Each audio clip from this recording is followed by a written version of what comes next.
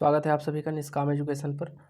आज की इस वीडियो में छत्तीसगढ़ सामान्य अध्ययन से संबंधित ये हमारा पार्ट 8 है। इससे पहले जो है 7 वीडियो अपलोड किए जा चुके हैं, उसे भी आप देखिए।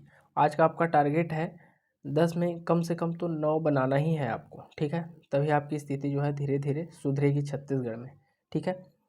चलिए शुरू करते हैं पहले क्वेश्चन से। पहला क्वेश्चन है, मैकल पर्वत श्रेणी का ढाल किस ओर है? आपके ऑप्शन है पूर्व से पश्चिम की ओर, पश्चिम से पूर्व की ओर, या फिर दक्षिण की ओर, या ऑप्शन डी है दक्षिण से पूर्व की ओर।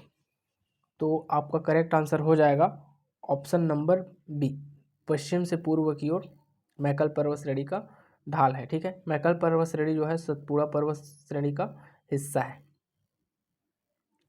पढ़ते हैं अगले क्वेश्चन पर। अगला क्वेश्चन है, चंवर ढाल स्थित है, बताना है आपको चंवर ढाल स्थित है बिलासपुर मैदान में, जसपुर सामरी पाट में, हसदो मांड बेसिन में, या इनमें से कोई नहीं। तो इसका करेक्ट आंसर हो जाएगा ऑप्शन नंबर बी, जसपुर सामरी पाट प्रदेश में जो है चंवर ढाल स्थित है। और चंवर ढाल मुख्य रूप से क्या है? तो यह एक पर्वत श्रृंखला है, ठीक है। पर्वत श्रृंखला बोल लो या पहाड़ है, ठीक है, पहाड़ी है, पहाड़ी वाला इलाका है। तो चंवर ढाल पहाड़ी है एक। आते हैं अगले क्वेश्चन पर।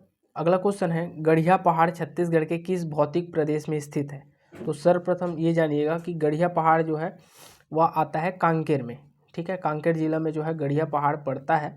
और देखिए जसपुर पाट तो होगा नहीं क्योंकि कांकेर जिला जो है नीचे में स्थित है।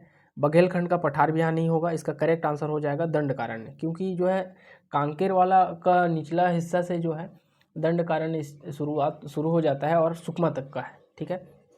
तो इसका करेक्ट आंसर क्या होगा? Option number C, Dandakaranya. आते हैं अगले क्वेश्चन पर। अगला क्वेश्चन है, दंडकारण्य योजना कार्यान्वित की गई थी, ठीक है। ये क्वेश्चन आप सभी के लिए हो सकता है नया हो, ठीक है। तो इसे ध्यान से देखिएगा और इसके बारे में जो भी फैक्ट है उसको आप अपने कॉपी में लिख सकते हैं, ठीक है। एक कॉपी रखिए, नोट्स बना रहे होंगे आप लोग, तो उस नोट्स में जो है इसको आप रख लीजिएगा जो भी एडिशनल फैक्ट है। तो इसका करेक्ट आंसर हो जाएगा, इस 4 ऑप्शनों को पढ़ेंगे तो आपका ऑप्शन नंबर ए, पूर्वी पाकिस्तान के विस्थापितों को बसाने के लिए जो है दंडकारण्य योजना कार्यान्वित की गई थी, ठीक है। और इसका शुभारंभ, इस योजना का शुभारंभ जो है, नोट कीजिएगा, 1972 में जो है इस योजना का शुभारंभ किया गया था, ठीक है। इस योजना के तहत जो है बांग्लादेशी शरणार्थी को क्या किया गया था? पंखाजुर के कांकेर में जो है बसाया गया था। इसी को जो है दंडकारण्य योजना कहा जाता है, ठीक है। तो बढ़ते हैं अगले क्वेश्चन पर। अगला क्वेश्चन है, भारत के संदर्भ में छत्तीसगढ़ किस भू आकृतिक प्रदेश के अंतर्गत आता है? क्या उत्तरी मैदान, प्रायद्वीपीय उच्च भूमि, या तटीय मैदान, या उत्तरी पर्वत? तो देखिए ये हमारा जो है भारत का प्रायद्वीपीय एरिया इस साइड को बोलते हैं, ठीक है। तो हमारा छत्तीसगढ़ जो है ना मुख्य रूप से प्रायद्वीपीय में ही आता है, ठीक है। भारत के जो है दक्षिण पूर्व हिस्से पर जो है अपना छत्तीसगढ़ स्थित है और यह जो है प्रायद्वीपीय का हिस्सा है, ठीक है, उड़ीसा से जस्ट लगा हुआ वाला क्षेत्र। आते हैं अगले क्वेश्चन पर। 6वें नंबर का क्वेश्चन है इस वीडियो का, निम्नलिखित में से कौन सा छत्तीसगढ़ की भौगोलिक सीमा में नहीं है? ठीक है, छत्तीसगढ़ का भौगोलिक सीमा में कौन सा क्षेत्र नहीं आता है उसको आपको बताना है।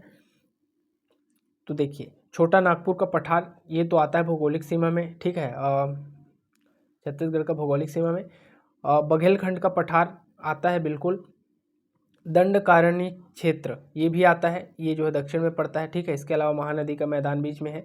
लेकिन ये ब्रह्मगिरी का पठार जो है हमारे छत्तीसगढ़ के किसी भी भौगोलिक प्रदेश का हिस्सा नहीं है, ठीक है, ये तो झारखंड का हिस्सा है।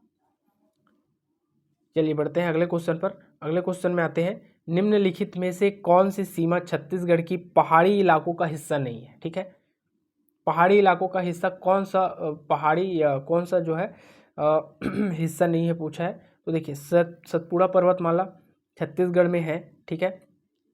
और विंध्याचल पर्वत जो है हमारे छत्तीसगढ़ में नहीं पड़ता है, ठीक है, लेकिन उसका कुछ हिस्सा जो है हमारे छत्तीसगढ़ में आता है, ठीक है। मैकल पर्वत श्रेणी ये तो सतपुड़ा का ही हिस्सा है, ये भी है, ठीक है। यहाँ पर आपका करेक्ट आंसर हो जाएगा ऑप्शन नंबर सी, अरावली पर्वतमाला का कोई भी अंश हमारे छत्तीसगढ़ में देखने को नहीं मिलता है।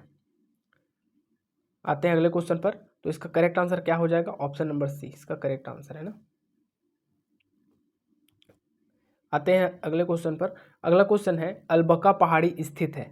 आपके ऑप्शन है कांकेर, बस्तर, नारायणपुर का दक्षिणी क्षेत्र या फिर दंतेवाड़ा। तो देखिए इस क्वेश्चन को समझेंगे आप पाएंगे कि ऑप्शन नंबर सी में क्या दिया है, नारायणपुर का दक्षिणी हिस्सा अर्थात बीजापुर।